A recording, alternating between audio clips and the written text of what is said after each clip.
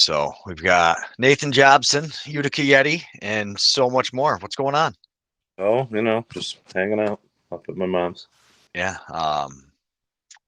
I know you through the Utica Yeti, and then you have been awesome making sure you're watching our broadcast and everything. But the first night I met you was at one of the practices out at the rec league, and you were I guess like you went out of your way to come and talk to me and to ask me if I wanted to go out for chicken wings, and it's really cool. I really appreciate you always do. You make sure you go out of your way to make sure everybody's comfortable, and it's one of the things I appreciated about you. I really wanted to get you on here to talk to you because we don't have much time to talk. So what are what do you like? What do you do outside of lacrosse? Because the only thing I've ever seen you at is out there, and you're out there and you've got that your ball movement with the stick and everything is just awesome. Like I love watching you. You've obviously been playing for years. What else do you do? Yeah, I played for a little bit. Um, you know, I work a lot. I'm the new car manager at Lead Car Honda in Yorkville. I spend a lot of time there. Um, Outside of that, I get my daughter. I spend time with her, and then I try to play as much as I can. I don't have a lot of free time when you work that much. Yeah. I definitely hear that, but it's Yeah. amazing to me that you still have the stick skills because like you say you work a full-time job, you've got your daughter, you're hanging out, trying to make sure you spend time with your mom, and all that is awesome. I don't know how you guys find time to fit in the Yeti things, but you guys seem to. And at Nationals, you had a really hot stick, and without you, those games would have been a lot different. I was just clipping the highlights today, and yeah, it's impressive. A lot of the things you do out there, like your smoothness to throw it through traffic, and what some people would consider a good pass versus what in the heck is he thinking? You throw it into traffic, and all of a sudden it's in Yeah. like Neil's stick or Blaine's stick in front of the net. Yeah, I'm not afraid. My whole life, I kind of went against the grain. I got yelled at a lot when I was in high school, um, a ton in high school. Like, no look passes. You got to look where you're throwing it. You got to do this, and I was like, yeah, okay. My dad actually was the worst sometimes, like, on the sideline, just yelling at me not to do that. And my coaches got used to it over time because it started to work. And really, my first love was basketball. So, I grew up playing basketball, and as you get older, you realize I might not be as tall as I need to be, and I might not be this. And lacrosse kind of fell into my lap. Like, I was asked to play when I was young, like sixth grade, and it was okay. I didn't really care for it that much. I still played baseball. And then in seventh grade, it's like, well, do I play lacrosse with my buddies, or do I play baseball with some of my buddies? You know what I mean? Some of my friends. It's like, I'll stick to lacrosse. So I actually started as a long pole in seventh grade. And then I thinned out a little bit in eighth grade, became a midi, and I played midi in high school and college. it's I used to be able to run, but a little faster than now. You have deceptively more speed than you give yourself or anybody gives you credit for. You're really good at changing your speed too. But where did you play college ball? In Utica, I played at Utica College, which is now Utica University as of this spring. Um, I was recruited by a lot of schools, which was surprising to me, because lacrosse wasn't my primary when I was younger. It kind of didn't switch till I was a junior. And I was like, I'm pretty decent at this. Maybe I can go to college, get out of this town, and make something. I got recruited to Cortland and Hofstra and some other schools that I just didn't even knew I existed, right? But Utica, I had some roots there. The one of the assistant coaches was Mike Parnell, who ended up being their head coach. He's from up here. A lot of guys from General Brown, which is where I went to high school, were from up here. I went to a clinic down there, and I fell in love with Utica. And once I went there, I went on a visit. It's like there's nowhere else to go. Like, this is a perfect distance away from home. It's a interesting, big but small town feel. It's an interesting place. And as a young man, I liked that. And my coach was Tim Nelson, who was a Syracuse legend. So the opportunity to learn under him and be a part of some people that I was comfortable with, it just fit, you know. Yeah, it's crazy how Utica just seems to attract people. Like I ended up there. I was a hockey player. Ended Yeah. up there because the hockey coach saw me playing a tournament out there. So I went to MB. But yeah, and then I met Paul and people out there, they just gravitate you into it. They love the sport. It's really I don't know, it's hard to explain. No, it is. It is hard. I started when I got hooked up with Paul in Tri-City. I was in college and I was looking for a place to play in the summers in Utica because that's where, just in case I wanted to stay down there. And I found Tri-City and joined the team. I entered the draft. I got picked and I played for 12 North back then with like Brandon Davis, Niles Miller was on my team. Jake Sieverlich ended up on my team, one of the guys that played for Gold Star Tel Aviv.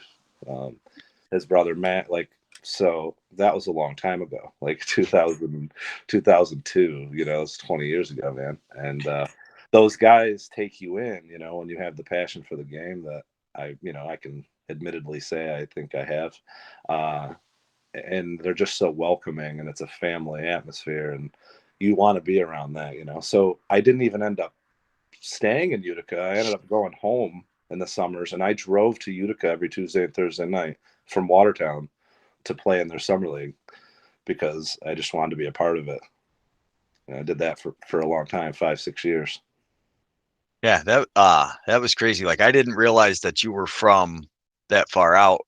Yeah. Uh yeah, and even now, like you live what, just outside of Syracuse? Now I live, like Canastota, like in the middle, by Sylvan Beach, kind of on Oneida Lake area. I lived in Syracuse when I started playing this spring, and then I moved there to try to get closer to my job. I started my job a year ago out in Yorkville, lead car, and they've been great through the process. It's the beginning of the year. We lost my grandma, and that was terrible. And my friends Alex Cook and Ty Hill were like, "Hey, man, you should really, the medicine is in the game. You should play with us. You should play for the Yeti. Give it a try." And I was like, "Yeah, you know, I'll give it a whirl, I guess." I'm at that point, I'm 38. I'm overweight. I was like, "Well, let's see what happens." And a little tired the first few times, um, but as it progressed, I didn't even make the team at first. He called me and said, "Hey, man, you're gonna put you on the practice squad. Come to practice, whatever." And I was like, "Oh, okay, no problem." I told my daughter I didn't make it. And then I went to a couple practices, and then he called me and said, "Hey, man, we need you on the squad," and gave me one of the last spots, and here we are. Yeah, and it's crazy how the game is because I basically, when I got in touch with Paul for doing this, I was in a you know bad spot mentally, just not being able to physically do the work I could anymore, and I was like, "What the heck am I doing right now?" Had no clue, and hooked up Yeah, with you guys, and yeah, it's crazy how the game really does help you, yeah. and it what a partnership it ended up being. Or so glad. I mean, how many goals did you have in the national tournament? A few. I don't know. I don't keep track. I just play. I had a couple. Yeah, and that's what I mean is and that's just one of your assets to the team. Really, one of my favorite things watching is the way you see the floor, like in front of everybody. You're passing it where the guys like. I'm like, what is he doing? And you look and you're like, oh, that guy just hit a cut. Go in there, and it Yeah, happens yeah. so fast. Your vision of the game, you make up for your speed, which I think is underrated. Like I said, I'm sure you don't want to be running up and down the floor all day, but you No, not anymore. you have the speed to get out there and keep up with those guys for you know first. Yeah, what's nice about box lacrosse versus field, and I love field. Like, obviously I grew up on field. I played field, the majority of my life from seventh grade to, now still. I love doing that. What's cool about field is there's so much space. So I can get away with a lot of that, a lot more outside because, there's space. Like people cut, you can throw it to a big space. In box, it's a little tighter, it's a little harder. So I'm still learning. I'm still learning how to use my play style inside and still play the game the right way because it is played much differently. It's tighter spaces, but you don't need the speed in box. So a lot of guys get that second opportunity to play in box lacrosse because you don't need to be really fast. It's helpful in situations, but when you're in a 5-on-5 setting, you just have to move as much as you can, get to the right spot, and try to see the open man. And that is something I have always had. Like, you grow up watching Magic Johnson and Larry Bird play basketball, and then the crazy. It's like, wow, I think I can do that. And then I did it playing basketball, and then it converted to lacrosse. Just somehow I just started doing it. Yeah, it's always fun to me to talk to people like you because like you said, you were a basketball player. I was a hockey player, so a lot of my positioning and understanding of it comes from that. Whereas like Yeah, the offensive side really seems to lend more to basketball with that creative 2-man game, 3-man game. yeah, for sure. And Yeah. that transition has helped me pick up box a little bit easier. The first time I played box actually was like 2014 with Neil, and the Syracuse Stingers. And I was like, I don't know. But my friends like Alex and Ty and that whole group was like, dude, you have the stick skills. You can play box. Like, you can do it. It's a little faster. It's a little tighter. They said, you'll be able to do it. And I was like, I don't know, man. This is a little intense for me. But once I played the first time, there's just something about box lacrosse it hits different. It's not like field. Field's great, and the community aspect of field and what field lacrosse has brought to my life has been wonderful. But like box lacrosse, man, it's indescribable. Really, you don't even know what to say about it. Just it's awesome. Yeah, it's different. I mean, we the first time I'd went out to film you guys was the first time I'd ever seen box lacrosse in person. Like Oh yeah, just yeah. I think I remember you saying that, yeah. I and that was have to barely box lacrosse, buddy. I know, and that was just there was nets on the sides. It was a lot different, and I got out there and I was like filming you guys. It was the first time I was ever like that close and that much of a part of it. Yeah, I had seen the Firewolves once, and that was like, wow, I'm hooked. And then after that, it just kind of kept progressing into what we're doing now. yeah, It's been a crazy road. yeah. It's been fun. Really enjoyed it. The summer was this year has been a lot of ups and downs, and lacrosse has helped, keep things on a level. And my company has been great in allowing me to have the time to actually do this. To be able to play like games on weekends. Luckily, they're at night. Practices happened to be on my day off, so like things just kind of aligned where I was able to find the time to play, and I'm surely glad I did. It's been great, and I hope to keep it going here. Yeah, so do I. It's been great getting to like know you, and it always kills me, and more so my wife when we meet you guys off the field. You're never quite like what she expects because on the field you're always in the mix, you're always a part of it, you're getting into it, Yeah, and then off the field you're a pretty quiet guy, not yeah, really like loud and yeah. I'm very loud when I play. I talk, and it's fun. It's the mental part of it.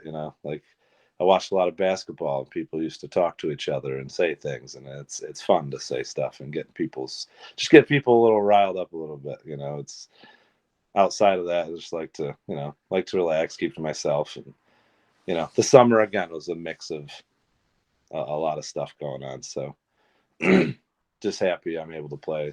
This Saturday, I'm actually going to that regional tryout for the PBLA. So I was invited to that. So that'll be fun. We'll see how that goes. that's that's got to be something. So you got invited to that. I was going to ask you about it, like what it's Yeah. like to be able to play with guys. I mean, at Laxna, you're playing with professionals. Yeah, and luckily being able to play as long as I have with the people that's the thing. Like I'm in a generation where I grew up with professionals, like I went to General Brown. I played against Mike Powell my whole life, like in field, like he's a year older than me. And you travel with a lot of tournaments and you end up playing with guys that are super high level. So lacrosse is a small community, and I've played against with professionals pretty much my whole adult career, like, and they're just normal people. It's weird. It's a Yeah. normal guy, man. It's like, it's not, it's not like basketball or football. Like, you go and you see some pro player and you're like, holy cow, they're untouchable. They're not human. And lacrosse is the same, but they're guys you've played against or with. And so it's weird, like it's a much different aspect. And lacrosse has that family thing that no other sport has. It's just, that's why people latch onto it when they find it. Yeah. I've talked with so many people about this, but the fact that lacrosse doesn't have the minor league systems like hockey, basketball, Yeah. and other sports have is I think a lot of why the community's like that. Like you just happen to become friends with Alex Cook and Ty Hill and in turn Neil Paulus. And those are legendary people in the sport of, that they've chosen to be a part of, but they never really pursued it. But if you know them, like when you watch those guys Yeah. play, it's like not so much with Neil, but with Ty and Alex, they maybe don't have the credentials, but it's because they went about their lives and were doing different things. Yeah. It wasn't really a talent thing at all. Yeah. And things happen. You get injured, you start families, and like things happen that take you away from the game. It's like, man, I wish I pursued this when I was younger. Like I'm 39 years old. Like, I wish I tried to do this when I was 24, when I was 27, when I was actually fast and could run. Like you just think, man, what could you have done? And you can't think of life like that. And but like those guys, yeah, they're legendary. They're skilled. Neil especially, obviously, he's a whole nother animal. I was fortunate to meet him playing, adult leagues, and he plays on my over 30 summer league field team. Like, I've played with Neil for a long time, and he's my friend. And you forget that, oh yeah, he's also a legend in this game, right? Like, he got inducted, I think, to the Indigenous Athletic Hall of Fame in the spring. I think that was the first class, and I know, I don't know how many people were inducted, maybe 5 or 6, and it's like I know 3 of them. Like, it's like that's just the difference between this game and a different, Yeah, it's and really credit goes out to a lot of guys like Paul Necker for doing all the administrative stuff in the leagues to allow us to be able to, let everybody get on there. And it's awesome. I got hooked up. We've been able to stream it because you look at the highlight reels from some of you guys, Yeah. and it's insane that you're playing in essentially like pickup leagues with adult. Yeah, it's just crazy the talent level that's out there right now. Yeah, it is, and that's just how lacrosse is. It's always been that way. And even you, like, I remember when I met you, and there wasn't a lot of content. And look at your page now. Like, look at your YouTube. Look at what you're doing. Because of the game. Yeah, And it's just, it fills you, and it's different. And I think that's why I get along, and why I've befriended like guys like that, the native people, because I have the passion, and it feels like we're one. yeah. It's kind of the way it is. It's It's helped me with my life. yeah, you either seem to get it or you don't. Like people that know lacrosse and play lacrosse, it's like, oh, okay, this is different than just a sport. Like there's more to it. You get the family aspect, meeting everybody. Yeah. You learn so much about like I've learned so much about the native culture in the last, 6 months that I never knew. Sure. Yeah, no, I bet. Especially if you didn't know about it before, So it's a teaching experience and a learning experience. It's a whole different level of spirituality and physicalness that you just don't experience doing anything other than playing the game. Like, it's I feel in my life, when I haven't had lacrosse, things don't go well. Like it just doesn't feel good. Like, during COVID and everything that was going on, I wasn't playing because we weren't playing. And man, I went into like a deep depression, like 2020 to 2021, like thought the world was over, man. And I wasn't playing. I didn't have my stick in my hand. I wasn't with my guys. And then finally things changed a little bit, and then had some life stuff happen, and I got back into the game, and it's been the worst and best year of my life. It's really confusing. Yeah, definitely it's definitely a weird spot mentally because like you said, you've had some terrible things, but there's also been some great things, and now getting invited to a pro lacrosse thing. I mean, that's definitely not something I'm sure during 2020 you were ever thinking was a possibility. No, no, no. And whatever. I don't, it doesn't even matter what happens. The fact that, you get an opportunity is great. Yeah. If somebody's crazy enough to pick up the fat old man, then, you know, I won't make them regret it. No. No, I actually, this summer was great. I played a lot. I lost a lot of weight. Not, not as much as you can see, but feel like I felt better by the end of the year. I could move. It was nice. My back didn't hurt. Like things that when you're in your over, close to 40, things that you don't think about when you're 24, that you think about when you're 39. Yeah. Um, so that part was good. Mentally stayed as strong as we could. So, but the Yeah. game helps with that, man. The game helps with it. The team helps. Having the community aspect is what gets you going. Yeah, it's always a party with the Yeti. Like it doesn't matter what they're doing. If it's a practice that everybody's showing up to, Yeah, if it's a post game function, if it's a game, everything is always just like a, hey, come, here's food, here's drinks, let's have fun, and everybody get along. And yeah, it's just, exactly.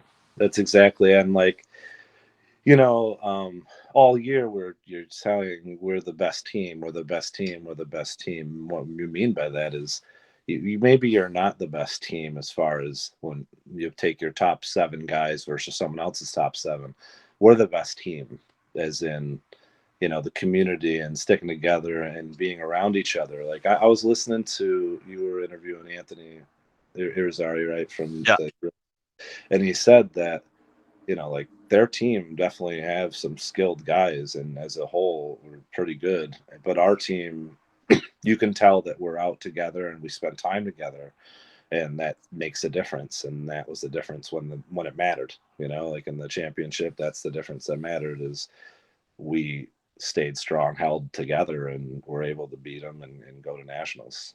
So it's the team aspect, and that's part of why I love being around these guys and love being part of Utica and the Yeti is because Paul, you know, Paul's the glue. Paul, his passion, and he's helped me a lot this summer. yeah. Paul, unless you know Paul, you really don't get it. He'd give you the shirt off his back, and he's just an Yeah, awesome very guy. emotional guy. Hard on the sleeve. At nationals, I don't think we had I don't think he talked to me without tears in his eyes. Like it was hard for me. I was like, dude, I'm just here to play, man. I'm trying to hold it together myself. You got to stop looking at me and crying, dude. Like, but that's just who he is, like full of passion, and he's been good. Yeah, yeah. Paul's awesome. Yeah, and everybody just volunteers to help out and be around him because yeah, it's how he is. He just Yeah, encourages basically everybody to whatever it is you want to do it and just actually yeah, do it. Do it to and the that's refreshing. It's refreshing take. yeah, with so many people know we need to do this, we need to do that, and he's just like, no, if you want to play lacrosse and feel like a professional playing lacrosse, come play for my team, and that's how we're going to treat you. And guess what? We're going to do great things together because, like you said when I was talking to Anthony there, like they could feel the difference once Leota stole that ball and ran down and scored the goal. Like the entire team was just charged, and you could feel everybody feeding off Yeah, the energy. that was insane. That was a crazy moment in that game. Um, that was it. That was the only game I actually didn't play in the whole summer was that game. And when I got there at first, it's like, hey, I played every game. You have that mental like, well, this sucks, man. But then it's like, you know what? No, this is the team, man. This is about winning. If that's the choice, that's the choice. And you suck it up and you say, let's do this, boys. Let's show these guys. Let's get the nationals and see what we can do. So you got to show support, things like that. And I just love being part of the team. I saw guys like Mario. When Mario is no doubt our best teammate, that kid, and he was at everything, doesn't miss anything, drives from Schenectady, like you know, and we have a lot of teammates like that, and it's great. You don't have that everywhere else. I couldn't imagine playing with or for anyone else because what is it like? Is it like pick up, like they just go and play a little bit and then go to their game? Like we weren't ran like that. It was Yeah, different. yeah, your entire team is different. And like you said, I didn't even know at that championship game, and then you told me, and then you think looking back at it now, and then in nationals, like you were just on fire for that. So like as a plan, like you said, you can't always get frustrated. No, We chose to be a part of this team, and you got to trust in the process. And it definitely played out well uh, for you on the floor because at nationals, that's why every time I saw you, and I was like, man, your stick's on fire because it wasn't even so much the goals. Like I just was clipping through, and there was 4 or 5 highlight saves that I have to make sure I get videos for later where you were feeding guys cutting through. And just because it didn't finish, that stuff doesn't always make the score sheet. But those of us that are watching the games really notice, and we don't always get to tell you guys how awesome it is. no, I appreciate that. Yeah, I definitely. I remember a couple good ones, and it's like, man, you should have had that, dude. What's wrong with you, man? You're making me look bad. I get this pass through there. You can't put it on. He's like, dude, I just didn't even know like it was in my stick, and I was like, yeah, I get it, dude. I do that. Like, so it's funny. One of the first things I tell people when I'm about to play with them and they've never played with me before, like, I say, hey, the only thing you need to do if I have the ball is just be ready. And they're like, what do you mean? I was like, it's hard for me to explain. Just be ready. Like be prepared. And in nationals, I was inspired to. I was tired. I didn't play for a couple weeks. Jobson said, I'm going to finish this one. Let's get this party started. Shout out to Nate Jobson. He's done a beautiful job. Much love to the family. Absolutely, and he's playing in honor of His brother. who taken too young, and he thinks about it all the time. So We're with you. Good to see him. Good to see this happening for him. And much love to the family. But I was inspired, so I had a second gear. It was helpful. But just the vision is the one thing I think, like you said, it does keeps me semi-relevant for an old guy. I wouldn't even say semi-relevant. So when you say be ready, what people who haven't watched all your games or actually watched the games instead of just watching the highlight reels, what they don't see is it literally looks like you cannot throw the pass. Like you'll be covered, another guy coming in front, your stick is somehow down by your toes, and you loft it or even sometimes laser it from down by the ground. And that's what you were talking earlier, where the coaches, and especially the American coaches, need to encourage more of that, I feel, and less of the you're going to pass overhand with. I mean, yes, it is important to learn how to throw that pass, For sure. but it's just as important for a kid to be able to throw a pass from down here, because in a game, if he's getting whacked, he's going to throw the pass from wherever. And you see it with guys like you that have a ton of playground experience and not even so much the yes, we went through juniors and we went through the Canada senior leagues and all that, but it's really that playground experience which is making the best American box players. For sure. And it's like I pride myself in being able to release the ball from different angles. Like, so, when I was growing up, no one said, hey, go do this, but I was out. I didn't have we didn't have the bounce backs that you have now. And, I don't live in a town. I live kind of rural, right? So I had a 7-foot trampoline, 7-foot diameter trampoline. And I, if you angle it up against a tree, and you take a square out of it, it's roughly the size of a 6x6, right? So I would use the trampoline to throw it to myself, and then I'd shoot it through the springs.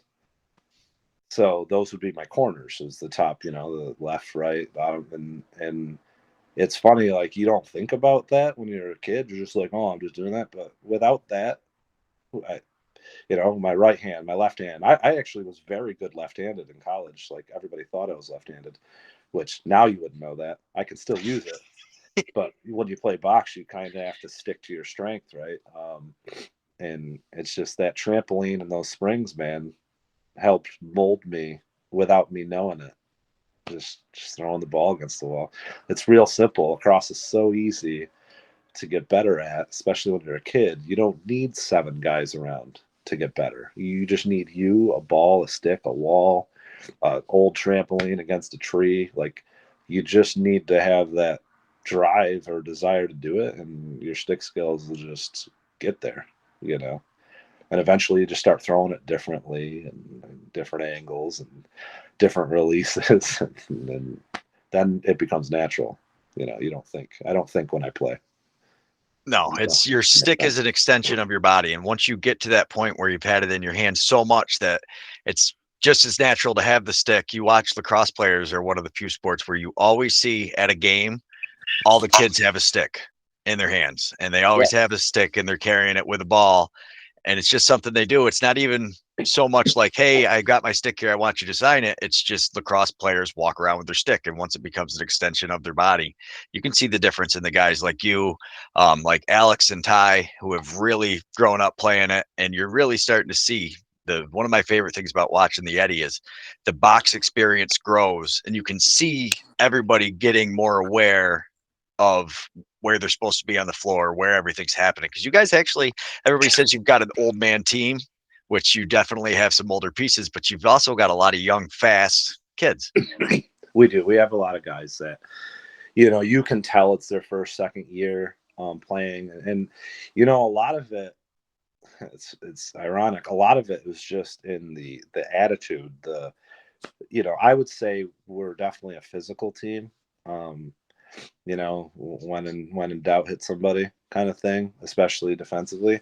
And the big difference between a guy that has played box a long time and a guy that hasn't is that, a younger guy with less experience is going to get fueled and maybe a little angry and make some mental errors in the game where they retaliate or get more physical, and they have to understand it's just part of the game. And there was a big learning curve on that end. I think that was one of the most significant things, honestly, in our season to me, was the beginning of the year, man, just getting hot-headed, and then in the middle, people were getting really angry on defense, and it's like, guys, like, that's great to be aggressive, but you have to have a controlled aggression. Like, you have to have sound body and mind and peace, and the game is to be played for the creator as hard as you can, but you also need to be able to play the game. You can't do that if you're sitting in that little box over there. So by the end of the season, people were getting their heads and really focused, and that experience was in the championship game, especially. How many penalties we have in the championship game?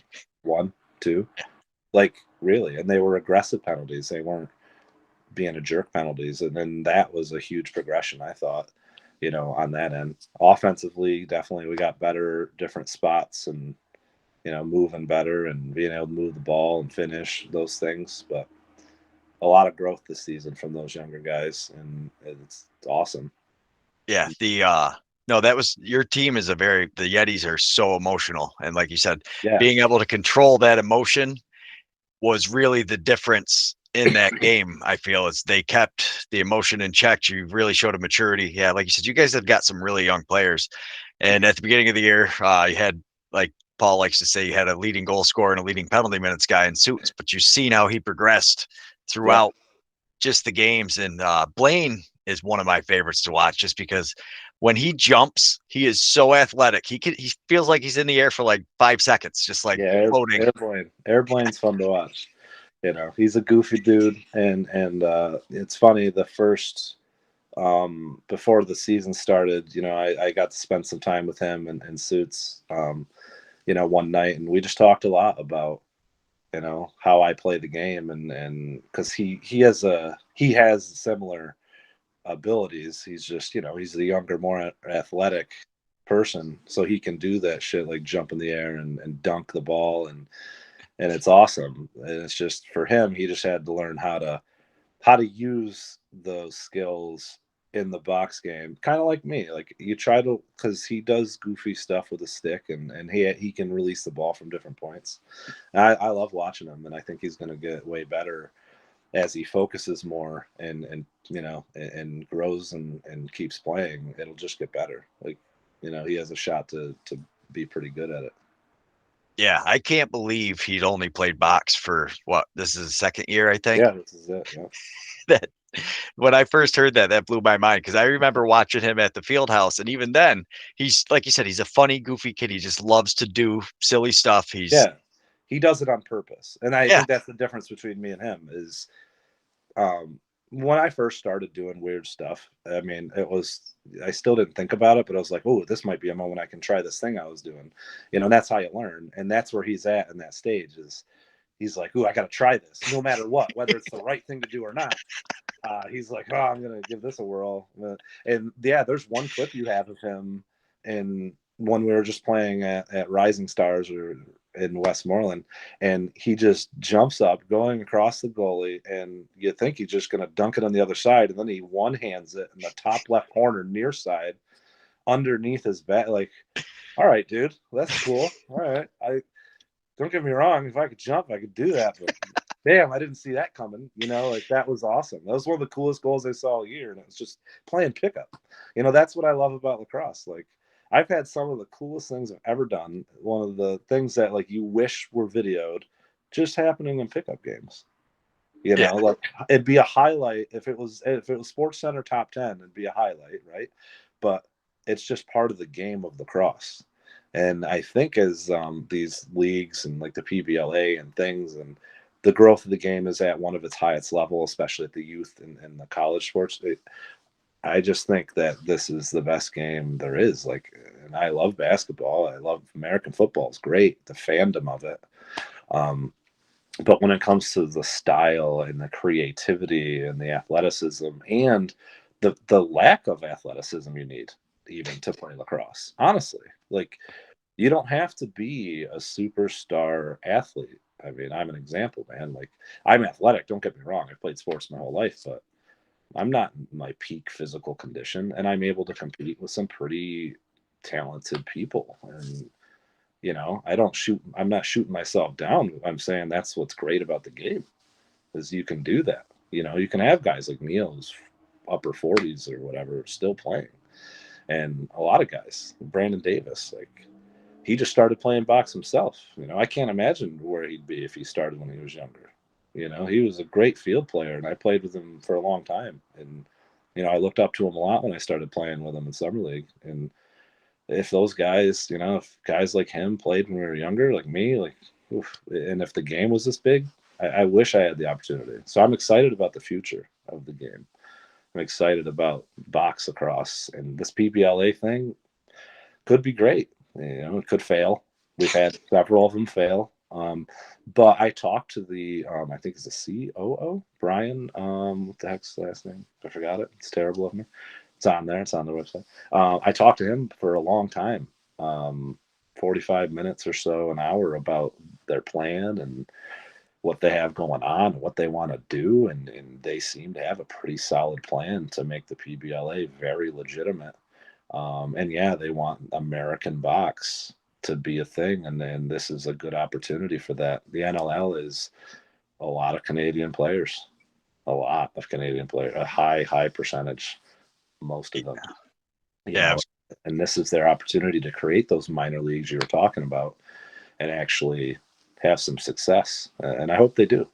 I hope I get to be a part of it at least for a year. Maybe I'll get in shape and do it for 2 or 3. I don't know, but You've been more of a part of it than you could actually imagine, I would bet, because it's the little things that everybody doesn't see that people reach out. Like, we were doing the one live stream, and like all of a sudden I look in the comments and I'm like, oh, I got the score messed up. So instead of having that kind of stuff go the whole game, and yeah, there's and just the influence everybody makes talking to people and stuff. It's been great to just happy to really be a part of it all. consider myself super lucky to have run into you guys. It's led us to some crazy spots. Yeah, it's been good. Again, without the game, I don't know where I'd be right now. It's helpful. Yeah. And that's why, like, I've got this picture here. You guys, there was a group of kids afterwards that like waited till well after the game, and they were still standing there like demanding autographs from you guys. It was just like the coolest thing to see you guys come right around and like make their day, and then how cool it was for everybody to like a Ty Hill son was there, and like your guys' kids are just like looking at you guys like, oh my goodness, this is so cool. Yeah, it's different, because the kids are like, yeah, we want you to sign the shaft. Can you take it back there and have the guys sign it? Can you guys all? I want you guys to sign it. I was like, sure, buddy. We'll get it back there. I'll have some people sign it. We'll bring it back out. All right. So we did that. I think Peter, it might have been his shaft that broke during that game. I can't remember. Sounds like something he would do. It does, yeah. I think it might have been. It might. I don't really remember, but yeah, they're just so happy to watch the game and be part of it, and and that's exciting.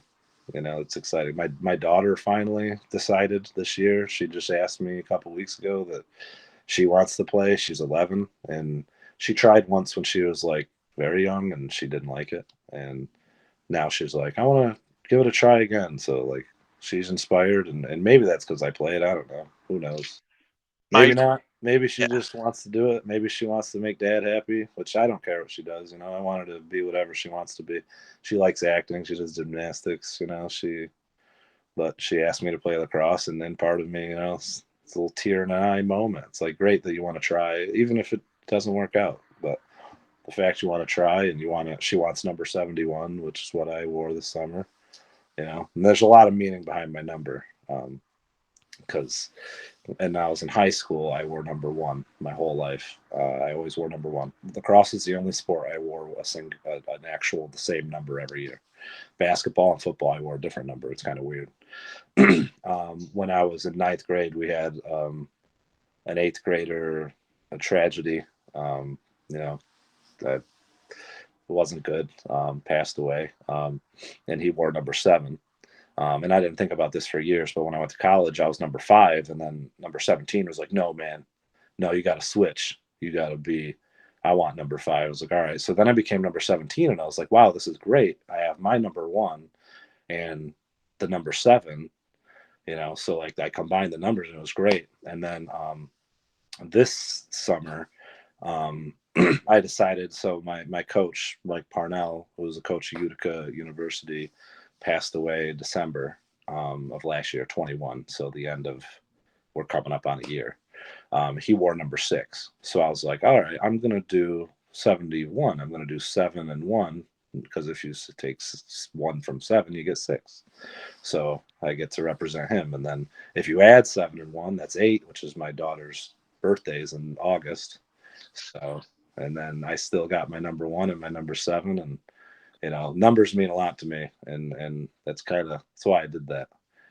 Now she wants to wear it too, so it's cool. That's awesome. The sport, it is crazy. My 12-year-old daughter, just same thing. She wants to play lacrosse, and I know it's not actually because of me and what we're doing here. It's one of her friends is playing lacrosse, and she was like, "Oh, well, if she's playing, then obviously I could try it." And she was excited because she's like, "Well, Dad, I already know how to actually throw the ball, just because our kids grew up, even though none of them played lacrosse, we've always passed and catch with a stick." So it was cool to be able to stream that first women's exhibition at Laxnide too. They had like 2,000 views almost. Buddy, that was awesome. Yeah, I went Facebook Live on with that, and I never do live Facebook anything, but I just thought that was so cool, and it was fun to watch. It's fun to see, and yeah, like I've watched you guys talk about it, and it was the loudest game of the weekend. I mean, the championship there was some oohs and ahs and cheering, but that women's game, man, was really cool to see. And I know that she box is a thing that's been happening in Europe and clearly Canada, because those Canadian girls came down.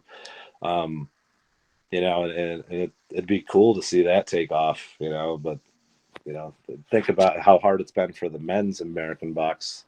They're probably going to have a tougher road, but I hope that maybe it's something, a joint effort, and they could all grow. I mean, how fun would that be to watch all the time? Yeah, it was. They've never been able to hit each other. Women's lacrosse is just not the same as men's. It just isn't. The technology, the sticks change, some of the rules might have changed over the years, but there's true equality in women's box and men's box. Like, you can do the same things. Yeah, That's pretty cool. I think that's the best part about it is we actually, the one girl, and I'm sorry I can't remember her name, but she came up and was doing the guest commentary with us, and that's what she said. She's like, it's the same exact sport, and it's so nice to be able to watch the sport, and you don't need to know a different rule set, because even women's hockey is close, but they don't play with the contact like the men do. No, it's a little different. I used to watch women's hockey at Utica, 'cause that's where I went to school, and they have a great hockey program, men's and women's. And the women's game is slightly different because of the contact. And in this, there's nope, do whatever you got to do. It's nice. Yeah, it's awesome. Yeah, and I did not realize you were the same age as me either. It's impressive to see you out there. Yeah, I just turned 39 the end of September. So yeah, so you're about a year older than me, which makes it even more impressive that you're still out there playing. Well, if you don't, the body in motion stays in motion, man. That's right. That's something we learn in school. Absolutely. The thing at rest stays at rest. I'm just I try to keep moving, man, whether it's fast or slow in life in general and sports. I just try to keep moving, try to keep going forward, because what are you going to do? I don't want to sit here and become stagnant or stale. So I try to keep playing, as much as I can. Yeah, you're definitely moving more than most of us are, because I'm not out there doing that. My body hurts just watching you guys. Yeah, my body hurts just watching. And then I go out there and do it, and it's like, man. And I don't, I'm very fortunate. Knock on wood, like I've been able to keep playing. Like the most significant thing to happen to me was 2018. I broke my hand playing a box tournament down in Philly. I woke up at, let me see, the tournament started Saturday morning. I left Friday night at like 11 or 12 o'clock at night, or 1 in the morning. I got to the field. I slept for a few hours. I played games all day. And then the very last game I played in, I was on a one-on-one break. We were down a goal. I went to shoot against the Brooklyn Dodgers, got hit in the back, and I shot differently than I normally shoot.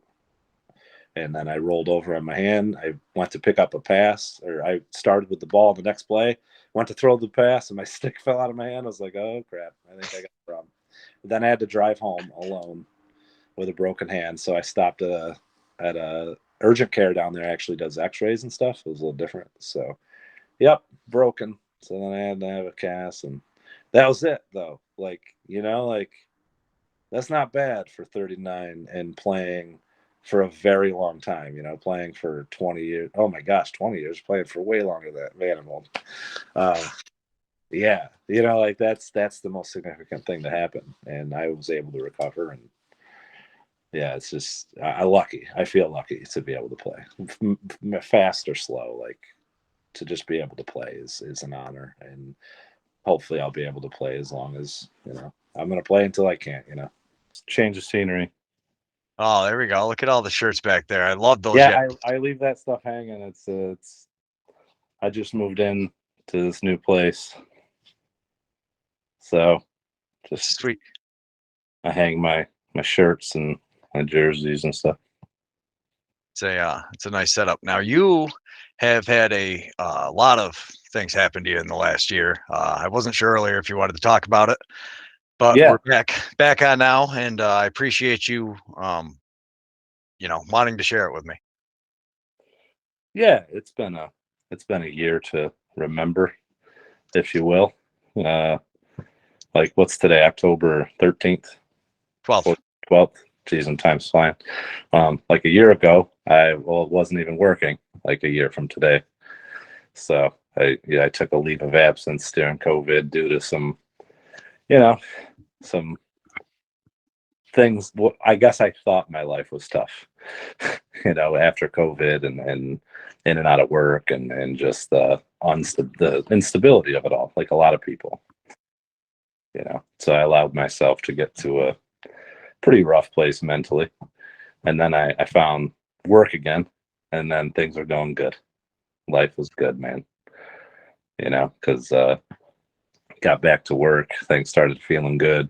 2022 was coming, but then at the end of the year, December, is when we lost our Utica coach, Mike Parnell, who was a friend, a mentor.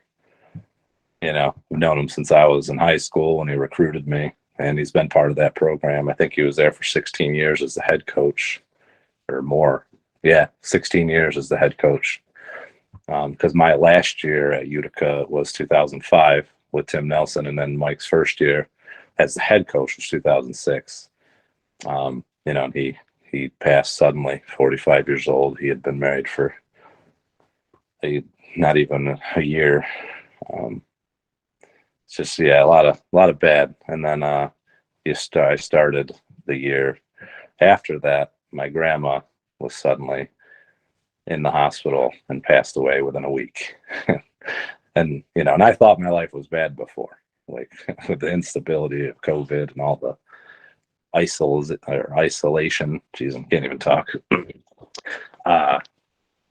And lacrosse helped me get through, the joining the Yeti, and my friends telling me, hey, the medicine game will help you, man. And it really did. And as recently, we lost my brother.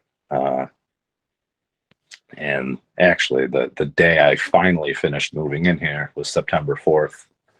It was a Sunday. And just dropped all my stuff off, feeling good, Life's going in a good direction. I got lacrosse. The career's going great. Personal life, we're sorting things out. And then, I got a phone calls with my cousin and my other brother, and got a phone call that my brother was in an accident, and didn't know. I just heard he was in an accident, man. It's not good. That's all I knew. And then, we had a whirlwind of 24 hours of rushing to the hospital, then him getting airlifted, and then them essentially telling us that, you're never going to have your brother again. It was tough. No one prepares you for that. He was 21 years old and just having fun, and got in a tragic accident in a UTV. And and everything changed. And that was September 4th, and Labor Day, September 5th, was the night that he finally, we took him off the support. He was, they wanted to donate some organs, and because that's the type of kid he was. And that's what we did. And things have been different, man. Yeah, first, the loss of your coach, and the loss of your grandmother, then your brother. That's a lot to take, especially like you said. It was COVID, lockdown. Everybody was kind of dealing with it differently. Yeah, that's a lot for a person to go through in a very short amount of time. Yeah, and it's like, I'm not the only person struggling in the world. My gosh, there's been a lot of that with COVID, a lot of unexpected tragedies, deaths, sicknesses, and it's a lot for everyone. And like I said, prior to all this, I was in a pretty bad mental spot myself. I was in life can't get much worse, and it's crazy how a year ago I wasn't even working, thinking life was the worst, to, man, life's good, to, oh man, I can't believe this just happened, to, man, my grandma. Like, I was very close with my grandmother. She essentially raised me. I lived with her till I was 10, 11 years old. And, that was big, man.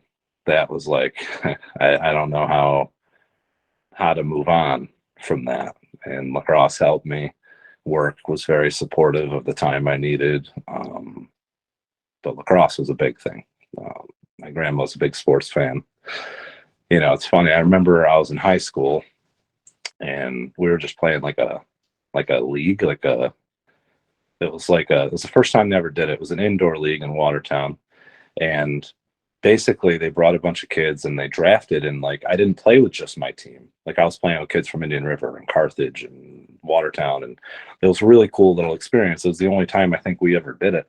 And I was super sick for our championship game, and I missed school that week, and I was like, I can't go, guys. I don't feel good. But my grandmother and my mom were like, no, you're going. I was like, I didn't even go to school today. How can I go play lacrosse? They made me go play. I remember halftime, I literally ran off the field, went in the bathroom, threw up. I was like, guys, I can't do this, And my grandma was always there pushing me, always. So part of getting back into competitive lacrosse was, I know she's watching. I know she'd want me to give this a shot. And here we are. Yeah. I've heard Neil explain it before that when you're playing with your ancestors. Everybody's playing. That's why they start the chants before the game. Make sure everybody knows. And yeah, those life lessons that you get as a kid from people with working through. I mean, definitely some people would be like, wow, grandma made you play like that. But it really prepares you for when life is really hard and there's nobody to turn to but yourself to kind of buckle your bootstraps up. For sure. Yeah. Now, and then the last thing, I spoke at my grandma's funeral, and I titled it "The Worst Day Ever" because it was to me. It was the worst day ever. I said, "There's no way anything can get worse. There's no way now. After this, after COVID, after being depressed, after seeing friends pass, losing my grandma, I was like, there's no way it's going to get worse. Like things have to get better. Life's going to go like in a really upward direction now." And then this happened on Labor Day. And again, nothing prepares you for that. My parents are having a terrible time. A couple weeks before it happened, my mom had just taken my little sister. My mom and dad both drove her to Florida. She's doing an internship in Florida for Disney, actually. It's really cool. So proud of her. So it was two kids in the house, and then my sister's gone to Florida. My mom comes back. She tested false positive for COVID, and my mom has cystic fibrosis, so it's not ideal. So she ended up going to the hospital with 72% oxygen level, and she was hospitalized the last week of August leading up to Labor Day weekend. So she didn't even really get to spend much time with my brother the last 3 weeks. And then this happened, and the support we got from the community is insane. I didn't realize my brother had so much time. Like we had 350 to 400 people pass through, go to the funeral home, go to the burial. And Dexter Cemetery said it was the most people they've ever seen at a burial. It was nuts. The kid impacted people, impacted me. He watched a lot of lacrosse. He played lacrosse. His first tattoo he got when he was, I think, 16 or 17. He hid it from my mom for 2 years. And he's got a tattoo on his arm that has Chinese symbols for lacrosse. He hid it for 2 years, man. Like my mom was taking him McDonald's at like midnight one night, running up to his room, and that's when she saw it, when he was in bed sleeping. It's hilarious. So lacrosse meant something to him. I actually went and got the same tattoo last weekend. My first one. Never wanted a tattoo in my life, dude. No interest. And now it's like the coolest thing I've ever done. But Nationals was after that.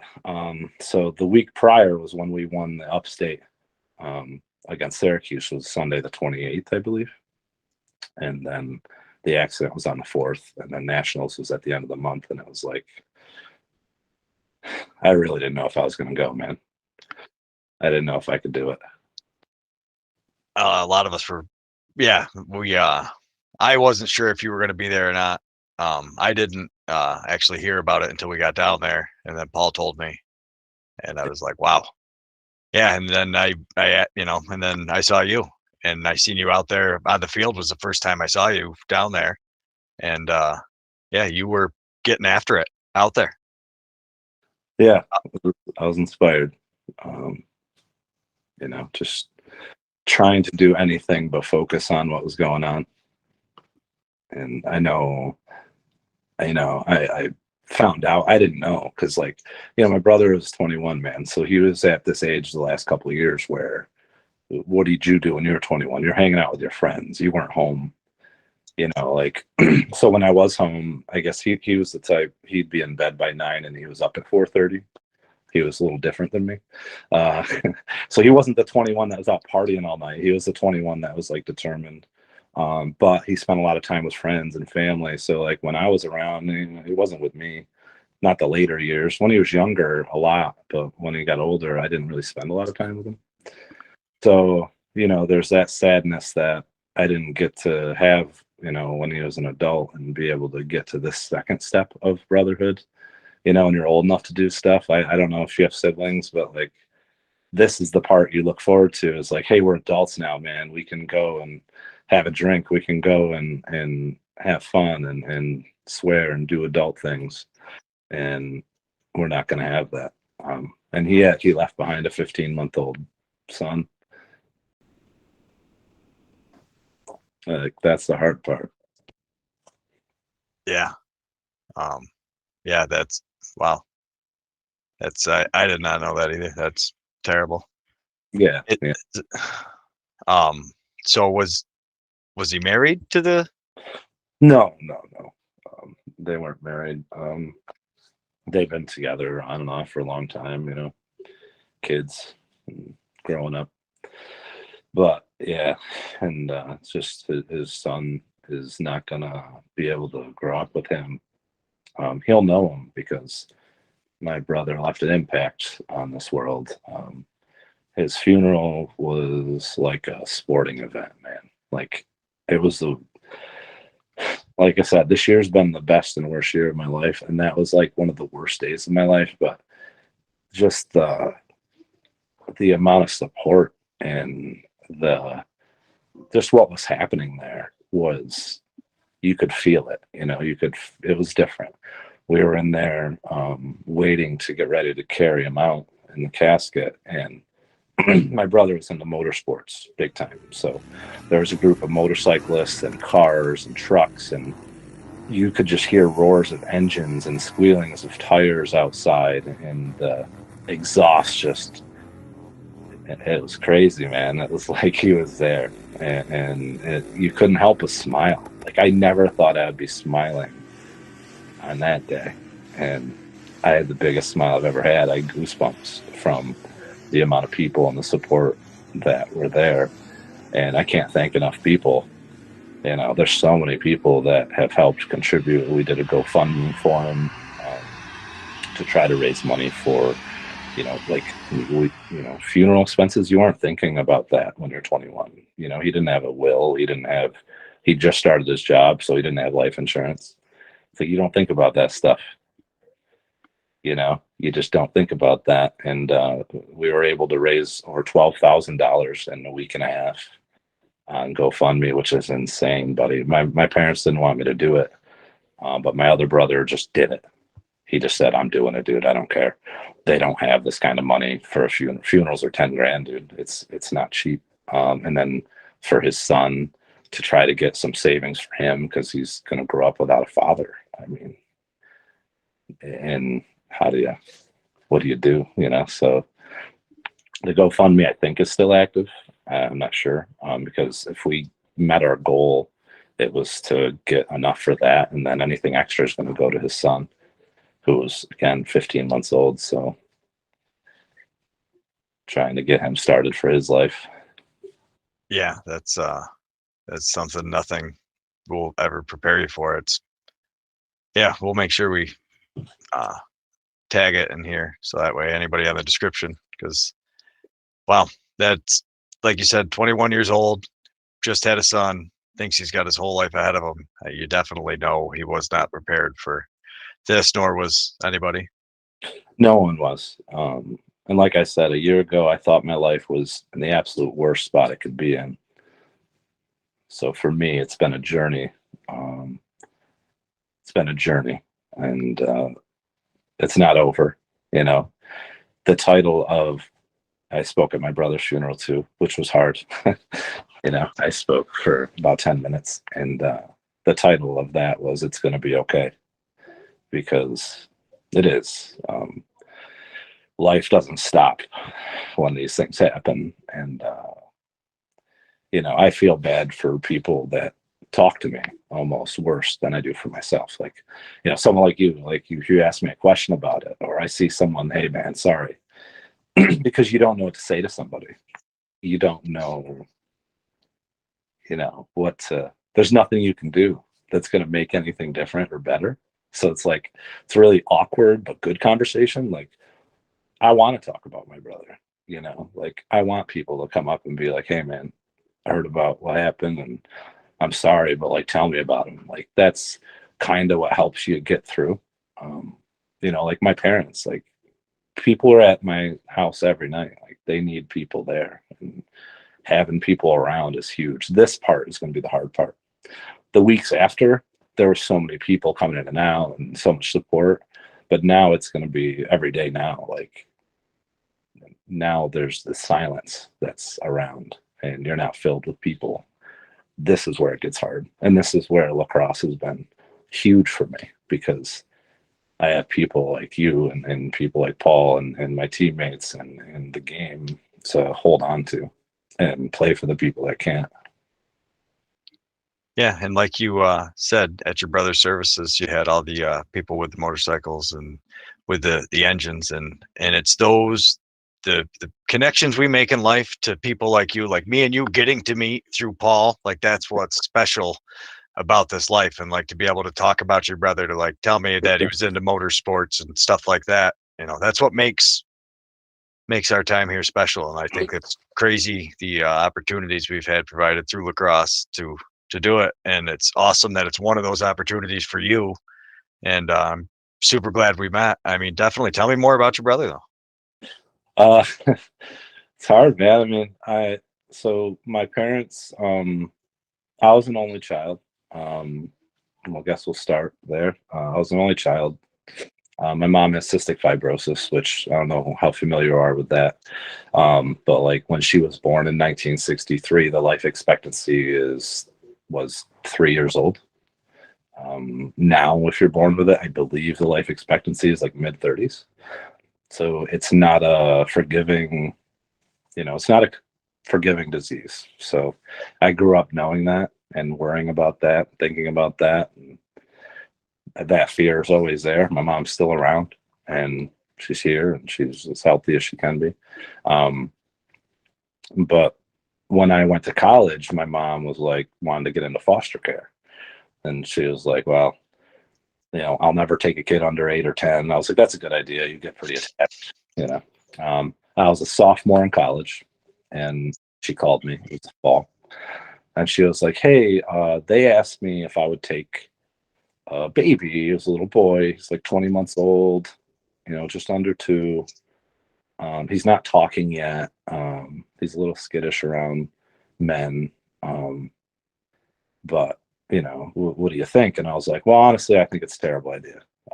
You get too attached, and the idea of foster care is to foster the children and get them back to their family. That's the whole point, and that's the great part about it.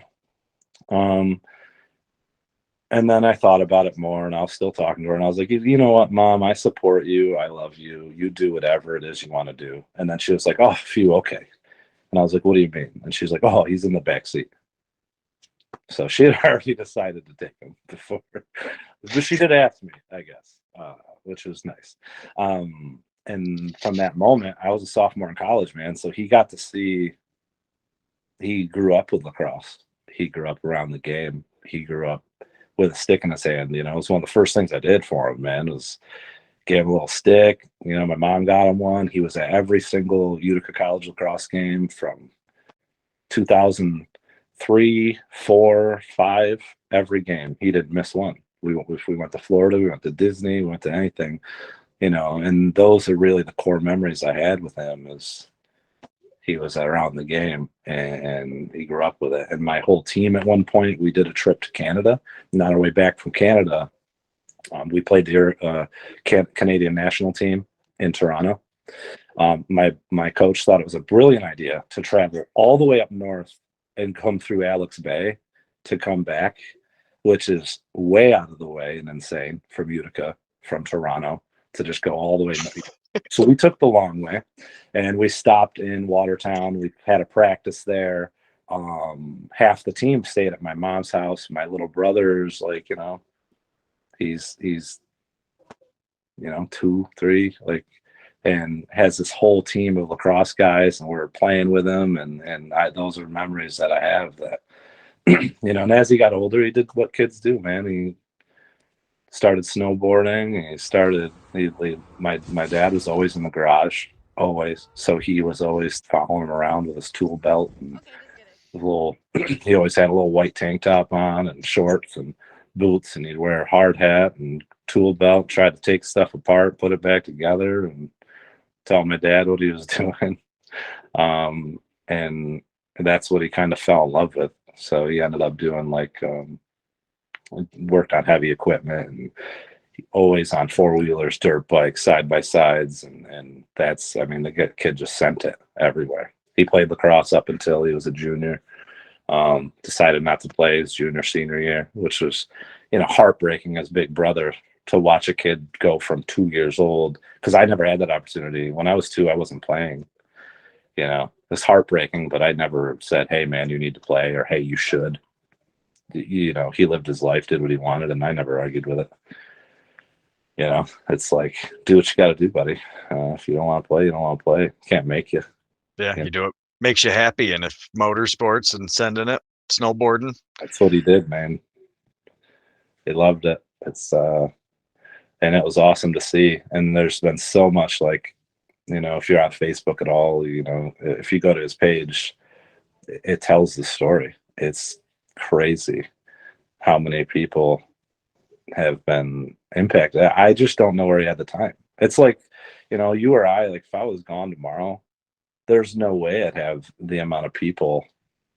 And it's crazy that he impacted so many people. Like, that's part of the thing that has us still in awe and shock, as we're coming down from it, is just the people that he impacted, like the things he did, the places he went, and different types of people, man. Like, he had some different types of friends. Like, it didn't matter what size, shape, color, what you did, who you hung out with. Like, he did not care about any of that stuff.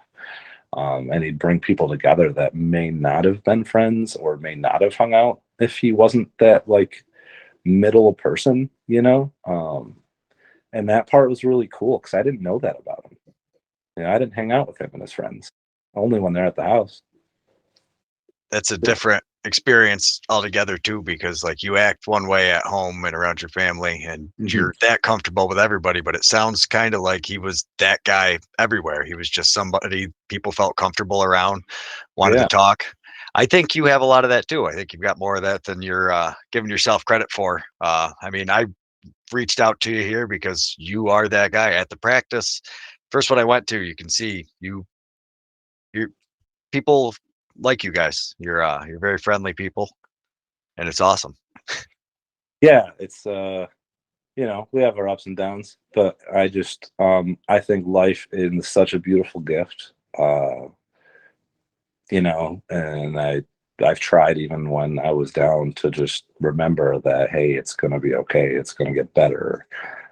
You're gonna have ups and downs, and I've tried my best to stay positive through everything that's happened in life, personally and professionally, because that's all you can do. Like, the impact you leave with people it's really all you have. And, you know, I don't go through with some intention to make an impact. I just go through with intention to be happy and try to smile. And try to find out how you're doing or how someone's doing. Like we don't have enough people asking us sometimes, and the younger population now with social media, it's a gift and a curse, because it keeps us connected, but it also can separate you, right? Like Facebook is fantastic. I didn't have it for a long time. I just got back on when my grandma passed because I had a feeling I would need some type of community, some type of something to keep me occupied. And I'm glad I did it. I hated Facebook for years.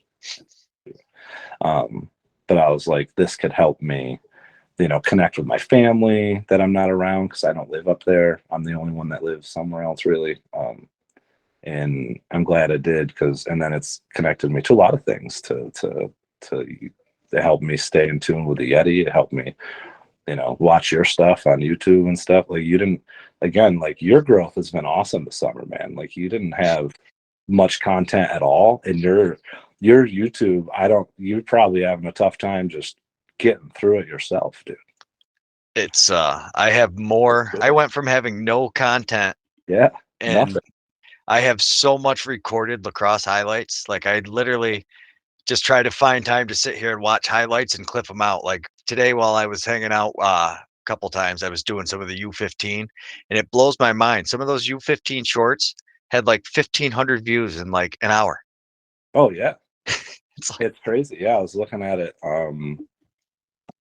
between our talking, and it's crazy, man. You didn't have much of anything going on, and now all of a sudden it's blowing up. It's cool. And from what I understand, because I've watched some of the other ones, like you have some back problems or things and you can't really like work or whatever. So yeah, I can't do like physical labor, and I yeah, can't sit down.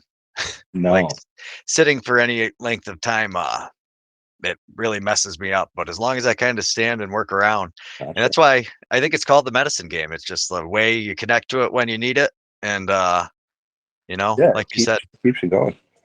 yeah, it's crazy how it's helped us all through. Well, at least me, and it sounds like you could say the same. Oh yeah, I'm nothing without it. Sometimes I feel like, you Yeah. know, So you had talked earlier about how you're good friends with Alex Cook and Ty Hill. yeah. When did you meet them?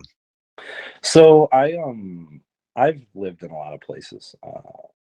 So I'm from the Watertown area. I went to college in Utica.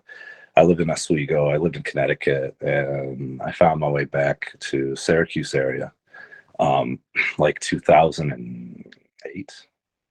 Yeah, 2008. And I met them playing. One of my college friends got me hooked up with a guy named Kenny Kimple, who um, he helped with Oswego, I think, this summer.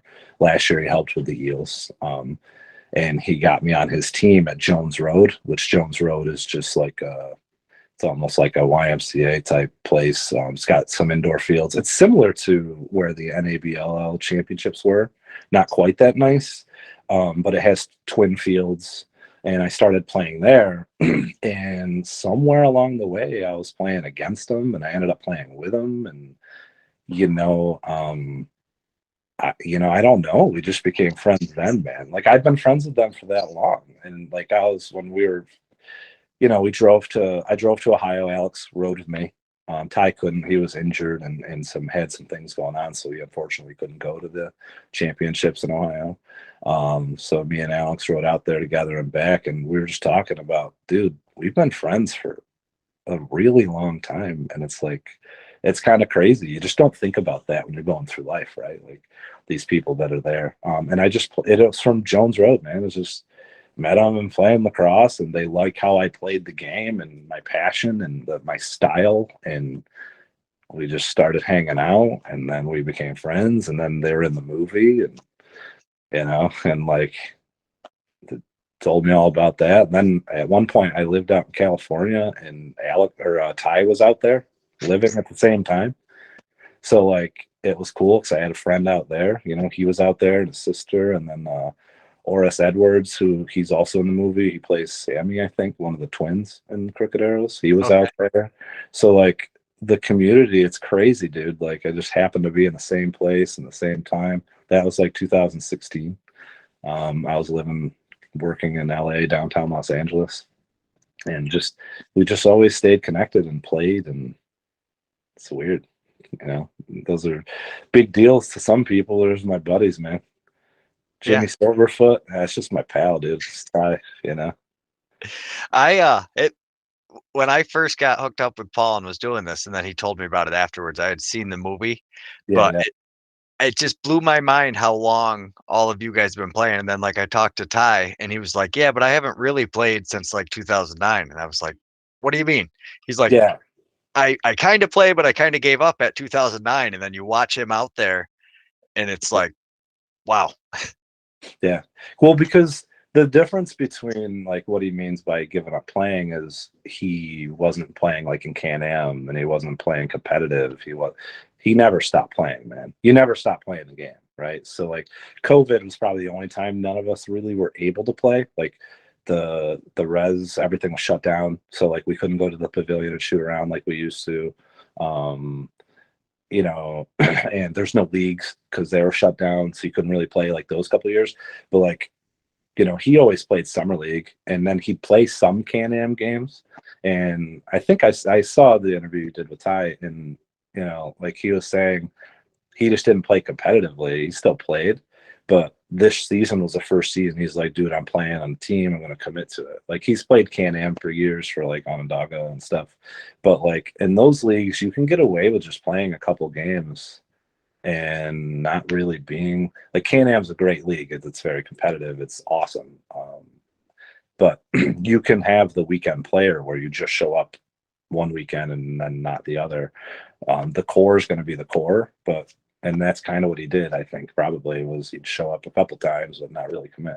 Like I played one game in Can-Am this summer. I played for the Rochester River Monsters out in Gillette, which was really cool. That was a fun day. I drove out there, played.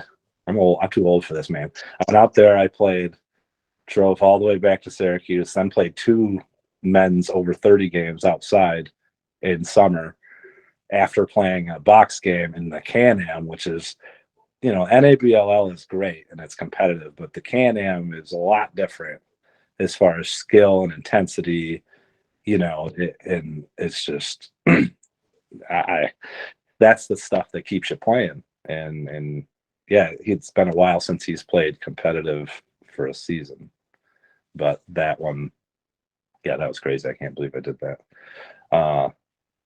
But yeah, the lacrosse is a way, like you can always find a game somewhere, man. And you don't leave without your stick.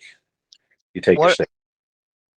what is the Can-Am? Because there's a lot of people like I know the junior circuit for hockey and understand that Can-Am, but a lot of people have no idea of like what that is. Could you explain what Can-Am is? Well, it's a summer. I don't know it as well either, fortunately. I know it's summer. That's when the box season primarily is played in the summer. You know, like the CLA, which is the biggest. You know, people watch MLL, and MLL is fun and it's cool, and they put on a good show. But the CLA, you know, like the Canadian Professional League, that's the league, man. And the Can-Am is a lowered version of that. It's like a, you know, like the NABLL would be to NLL. The Can-Am is that to Canada, right? And it's mostly the Six Nations reservation teams. You know, up in Akwesasne, Six Nations, Tuscarora, I believe. I don't know all the teams. Buff Creek, like it's a lot of reservation and it's natives, like it's their game, man.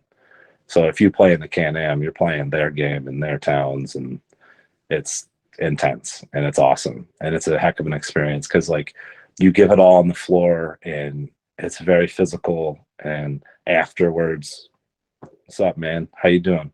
Good game, you know. And that's a big difference. Like you have that intensity while you're out there, but when you're off, it's like, nah, we're cool. We're playing for the creator. We're not playing for, you know, you want to win and you want to be competitive, but at the end of the day, you're playing the game to play the game. Yeah, And that that's cool. Yeah, the amount of heart and emotion that gets played with is hard to explain to people who didn't play the sport and don't understand usually the energy that's out there. Yeah, and like I grew up in both communities, so like I grew up and lived in Field, and Field is one thing. It's great, it's awesome, and I'd love you to watch one of my Field games sometimes and catch some clips because I do crazy shit out there. For a fat old guy. Box is different. Like I was saying earlier, like box is just a different game.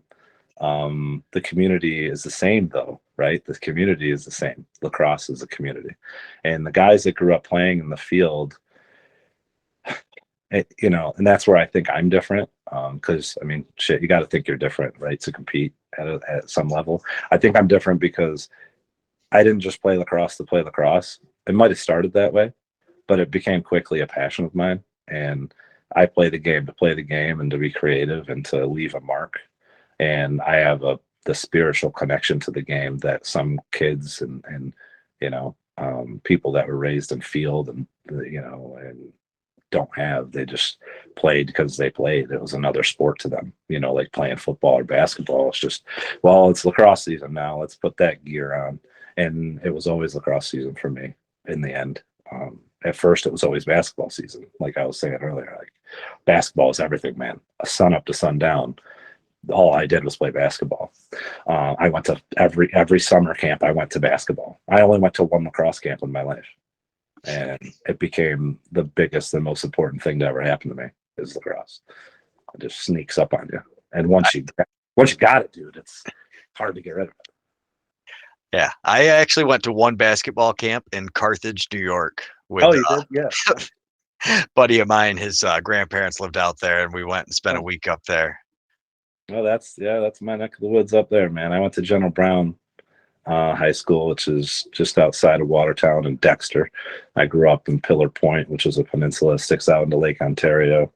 Canada is really like 9 miles from us because it's right across the water.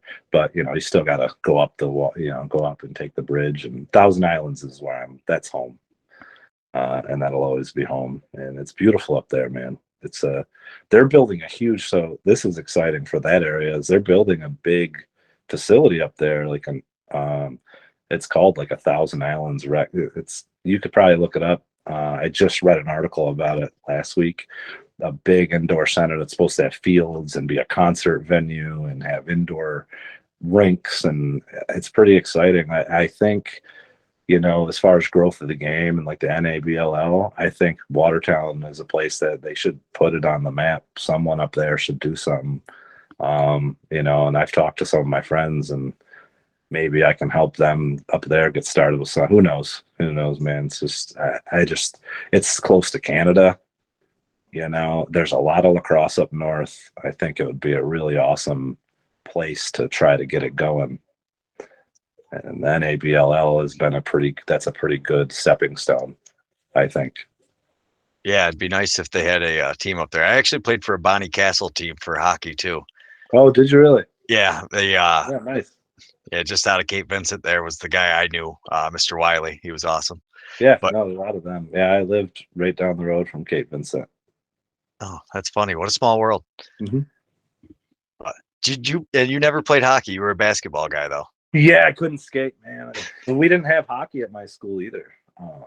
At General Brown, like if we wanted to play hockey, we had to play like at Thousand Islands TI, or I think we could probably go to another school like IHC or Watertown. But no, I couldn't ice skate, so I didn't want to. I was cool on my feet. I loved basketball. I was a point guard. I could dribble, and like I guess you mentioned earlier, vision is a gift I've always had. And I saw things before they happened, kind of thing. So basketball is a good sport for that. The no look passes and behind the backs and all the crazy stuff you can do. And yeah, that was the love, watching Michael Jordan play and Magic Johnson, Larry Bird. Like, you grow up watching Michael Jordan play basketball. You wanted to play basketball. You know what I mean? Yeah, Wayne Gretzky was playing hockey and stuff, but I don't know. I wasn't as interested in hockey. And it's probably just because my school didn't have it, That's a big thing, is accessibility. Like that's the growth of the game of lacrosse is part of what holds it back is accessibility. You can't just go out if you want to play a pickup lacrosse game. You need a lot of equipment and things like that. And the difference between growing up in the field and doing that and growing up in the box is like me and Ty and Alex, like even as adult men, we'd go outside and just play lacrosse on a little goal with a tennis ball and shoot on each other and do that. And when you're growing up and you want to play actual lacrosse, you don't do that. You think you need all the pads and stuff on, but you don't. You can play and just be smart with it and have some control. And that's a good thing. It teaches you a lesson in control when you're out there playing with no pads. Not enough kids will do that. They'll hurt each other. They don't have the control yet. I actually I take the sticks away from my defensive kids a lot. I give them just the head of a stick to teach them how to teach them to get their body position in. Thank you.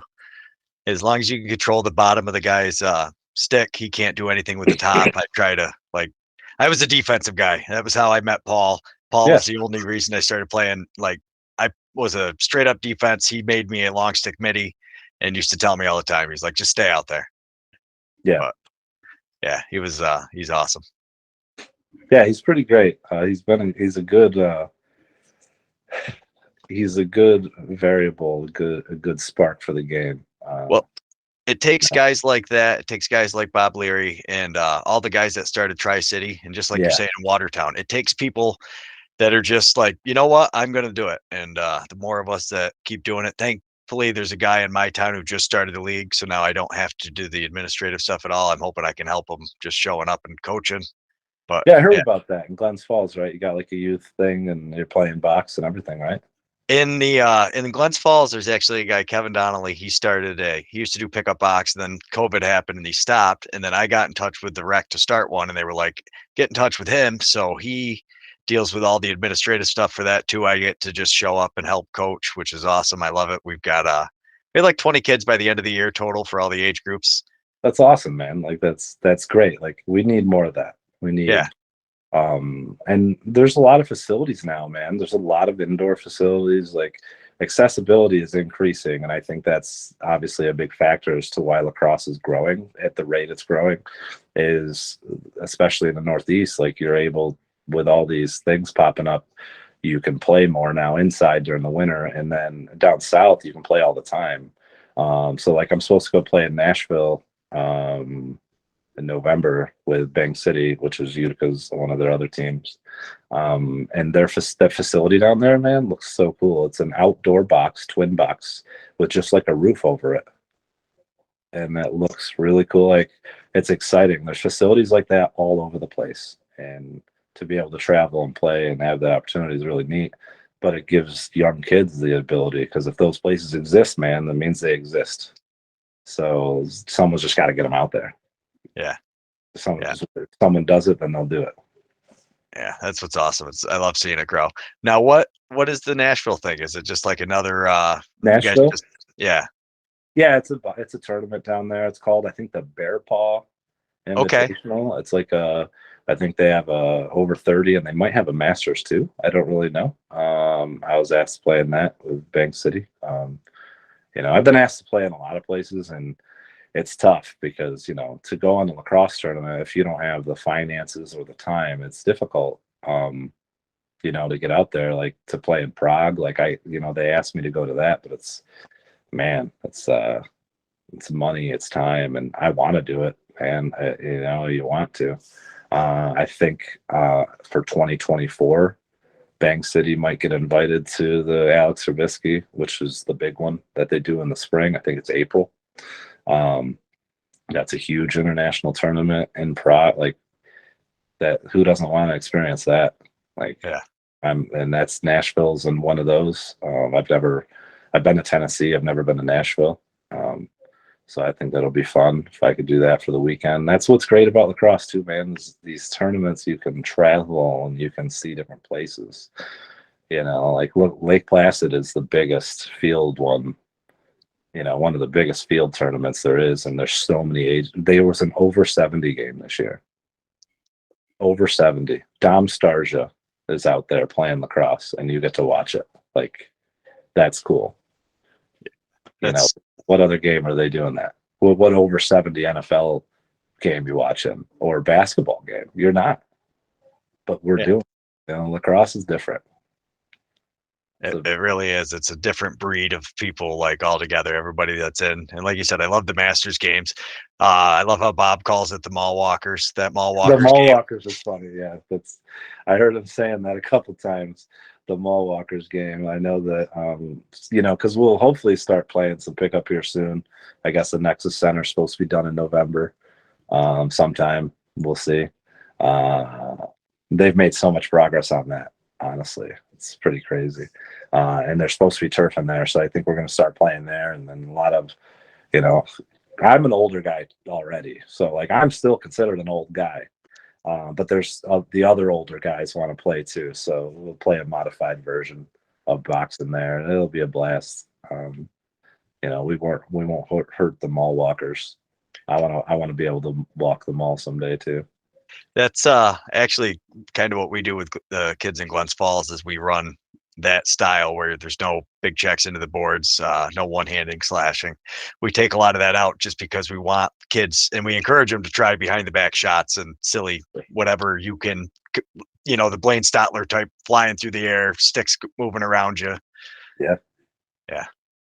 That's how you get better. You practice the weird stuff, and then someday it becomes natural. It's funny. Back to growing up watching Michael Jordan play basketball. One thing you always wonder when you watch a great athlete or a great player, when you see them do something amazing, and you're like, why on earth did they do that? Like, what made them think that? And I had one of those moments. I was playing summer league. I think I was about a junior in college, and it's the craziest thing. I picked up this ball. Because I played midi at the time, I could actually run. So I was playing defense. There was a ground ball. I picked it up. And then I saw two defenders. And I instinctively, I've never practiced this in my life, I pulled my stick behind my back and threw the two guys and just split them down the middle, ran down the other end, dodged another guy, scored. And I was like, what the hell just happened? Right? Like, I had that moment where I was like, oh my gosh, I get it now. I get it. I get how great players do great things. And it's like such an amazing moment to have. But then it's like, I can't believe I just did that and I'll never do that again kind of thing. Like it's just crazy. Like I finally had the moment where I was like, I'm good. That's when I was like, you know what? I'm good at this. And it's good to have that confidence. Now with age, it's like I'm just getting slower at it. My stick skills are still good. It's just to be able to play, like I said, is an honor. And hopefully I can do it a little longer. My body continues to cooperate, and life can continue to cooperate and allow me to be able to do it. The tryout Saturday, and we'll see how that goes. The draft, I think, is next weekend, the 22nd. Yeah, we should talk, get a group of us together to watch it on the 22nd. I think they're going to stream it. Oh, are they? Yeah, that'd be fun. I have to work during the day, but I don't know when the draft is, if it's at night or not. We should find out. Yeah, I'll probably learn the details Saturday when I go to the tryout. But yeah, no matter what happens, I think it'd be fun. I know we have some guys that'll make it for sure. There's no way Tyler doesn't make it on a team. I don't know who else is trying out or who got invited. But I know Ty's going. Alex, I think, is going. He's a little hurt, but Alex said it's one of the greatest shots I've ever seen. It's just so hard. And he's tall, and he has a different style release, and you got to think like box is a lot about angles, man, and he's got an angle that I'll never have. So like there's gifts to each size and shape of the game. So yeah. He's one of the better shooters I've ever really watched, especially in box. It's crazy how he gets the shot off and just picks the corner. Yeah, just shoots it over the guy because he can. He reaches around. His like you crazy. said, his angle, because he'll come around and the goalie will get in position on him perfectly, and then he reaches over and it's like basically giving you a whole nother player distance, and he shoots over the top of you. Yeah, there's nothing. The dude's like 6'4", man. He's big, he's long, and you add that stick to it, makes him like 12 foot tall. Yeah. You know, like what are you supposed to do to stop it? You can't. So like, you know, if he's healthy, I think he'll definitely end up on a team for sure. Chris Ryan is. I met him at tryouts, man, and I was like, this kid's got something. You know, this he's gonna make it. He's gonna play, and he could probably do more. He's young. He's young. He's got time. You know, get in shape and keep it at going. He plays long stick and field. Yeah, I couldn't He believe plays that. defense, man. Yeah. Yeah. I played with him in Lake Placid. I played over 25 in Lake Placid. I don't know if that was a good decision or a bad one. But it was a new division, so I'm playing against these D1 players and stuff in field, and you know that was a point too. The summer where I was like, okay, I can still compete. I'm playing against guys that are Syracuse, Helmets, Georgetown, Maryland, RIT. All right, I can still play a little bit. I'm playing field lacrosse, which is a lot faster. Like as far as you need a little bit more speed, I think, in field than you need in box, just because of the space. And I was able to not pass out. So You need sustained speed more for field. So like in field, yeah, you have to be able to run at that 75-80% for like 90% of the time, you know, where yeah, you're kind of going, but you can kick it into that sprint gear. Whereas in box, you can kind of get away more with just having a bigger sprint gear. yeah. That's true. Yeah. I think that's what keeps me safe. I can pick my moment where I'm like, ha, you didn't think I could move, could you? One of those. And then obviously there's the fake that always works. I do that a little different than some guys. A lot of guys do a little weird little stick flick, and I don't. I use my whole body. Like you think I threw the ball. Yeah, the camera a lot of times will you've got one of the best stick fakes I've ever seen. It's fun. Yeah. I started doing that in college. I don't know why. I did it one time, and the dude was lost, and I was like, oh, this is cool. And it's one of those things that happens no matter what. Every game, it's going to happen at some point. Sometimes multiple times, but definitely once. And when it happens, it's almost comical to me at this point because people tell you, hey, that guy's going to do this. And I'm like, yes, I am going to do it. And then they still fall for it. And it's fun. It's my little thing, I guess. Yeah. I guess if we're going to leave a mark, I'll leave that one, it's fun. You can tell it's something you've worked on so much because like as a defender, you're watching body position and the way you step and throw the fake pass as you're spinning, it's a weird like field. You could tell you developed it in the field because it's meant to switch hands and come around, and now you're completely open with your hands, and you do it in box in like a tighter frame where the whole body steps. So now the defender has to choose either I'm stepping in front of him to get the angle or I'm going to play where he's spinning. And it's very, yeah. I did one when we were playing Space Lax. I did one and I hit Chris Ryan down the middle. I was so heated up. Like I was so excited about how well it worked that I just fired the ball at him way faster than I should have. So he didn't catch it. But we ended up scoring a goal right after. That was a pretty fun moment. And then I had one really cool goal against Virginia. A one-handed goal that was really fun.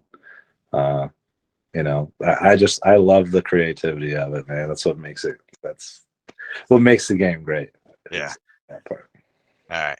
Well, I've got to go clip a ton of your highlights now and find out how to cut them in there. But yeah, this was awesome talking to you, though. I really appreciate the time, and thanks for sharing about your brother. That I know couldn't have been easy, and I know a lot of people appreciate it because it's nice to hear what we can do to help and things like that.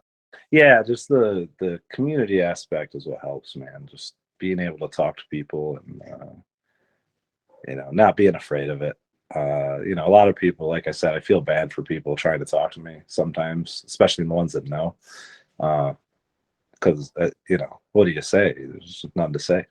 Like nothing you say is going to change it, make it better. And we all, like community, we all want to help someone feel better that's going through something, and we all want to be there, but it's hard to know how to be or what to say to them. So as I'm navigating through this, I'm learning just being there is enough. You know, not being afraid to say something is plenty and helpful a lot of the time. So I was glad I was able to talk to you again. Geez, I'm sorry I took up so much of your time, but it's really I'm been loving it. no, it's been awesome. I feel, very privileged actually that you wanted to even share it with me. So yeah, anytime you ever want to talk to, give me a shout. For sure, man. Yeah, if you ever want me to do anything, let me know, man. I usually have things to say. Yeah. Yeah, it's one of my favorite parts about you is I can definitely count on talking for, at least a few minutes every time I see you. It's awesome. I love it. Yeah, I'm a talker, buddy. But I hope to see you soon. Are you going to that tryout or no? I don't I don't know anybody there or any Yeah, connections. So it's not like if anybody ever calls and is like, "Hey, you're invited," I would love to do it, but right. yeah, I have no idea. Like, Well, I'll let you know how it goes, man. yeah, We'll set up see. an introduction. Tell them I want to be able to show up at the tryouts and shit and be like a Yeah, journalist or make up some bullshit. Just be like, that's what kills me too. So everybody didn't understand. Like, we were BS Productions because it was literally me and my wife sitting here and we're like, what should the name of the YouTube channel be? Because we just didn't want it to be either of our names. sure. So we were like, well, what can we? And so we were just like actually laughing our asses off, like, let's fuck. And we came up with BS Productions, which morphed into Blue Squatch. But Yeah, I yeah, like it, man. I like it. I think it's cool. I know that it's a ever growing thing and it's new and I've watched as much of your stuff as I can when I can. You got to show support. You've had it some interesting people on. it blows my mind anybody watches these really, and anybody wants to talk to me even. Like, I'm just so happy. Like, No. no, I'm I could, honored you even asked me, man. Like I know it's I appreciate it. Like, why me? But because I you're guess awesome. where I am. Well, I appreciate that. It means a lot. All right, I really got to run though. Awesome I got talking to with run quicker. So you. See you, buddy. see you, bud.